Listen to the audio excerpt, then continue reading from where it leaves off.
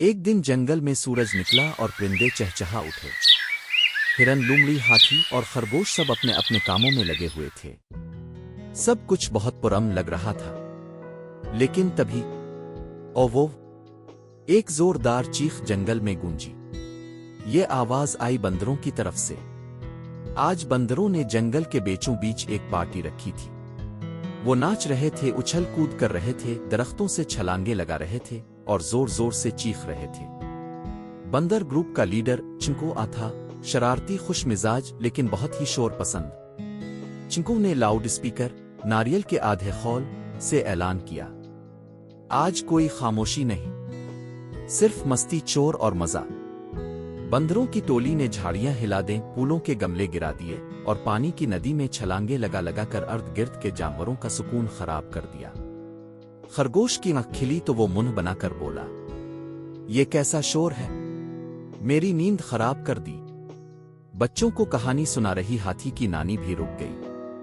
ارے یہ بندر تو حد سے بڑھ گئے، پرندوں نے پر پھڑپھڑائے، لومڑی نے اپنے کان بند کیے اور سب نے ایک دوسرے کو دیکھا۔ یہ روز کا مسئلہ بن گیا ہے، کچھ کرنا ہوگا۔ اسی شام جنگل کے سب جانوروں کی میٹنگ ہوئی۔ ہرن نے کہا، ہم بندروں سے ناراض نہیں، لیکن اتنا شور ہمیں جینے نہیں دیتا۔ خرگوش بولا، کیا ہم ان سے بات کریں؟ چنکو اور اس کے ساتھیوں کو دعوت دی گئی۔ پہلے تو وہ ہنسنے لگے، ہم کیا اتنا شور کرتے ہیں؟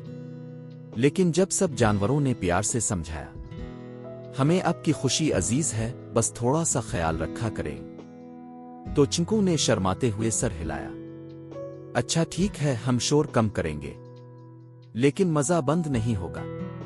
تب نانی ہاتھی نے ایک زبردست تجویز دی، کیوں نہ ہفتے میں ایک دن جنگل فیسٹیول ہو، سب جانور مل کر کھیلیں، ناچیں، لیکن خاص دن پر، مقررہ وقت پر۔ بندروں کو خیال بہت پسند آیا۔ اب ہر ہفتے جنگل میں سب مل کر ایک دن جشن مناتے، بندر بھی، خرگوش بھی، ہاتھی بھی۔ سب نے سیکھا کہ اپنی خوشی کے ساتھ دوسروں کا سکون بھی ضروری ہے۔ اخلاقی سبق: خوشی بانٹنے سے بڑھتی ہے، لیکن شور اگر حد سے بڑھ جائے تو سب کا سکون چھن سکتا ہے۔ خوشی اور امن ساتھ چلیں تو جنگل بھی جنت بن جاتا ہے۔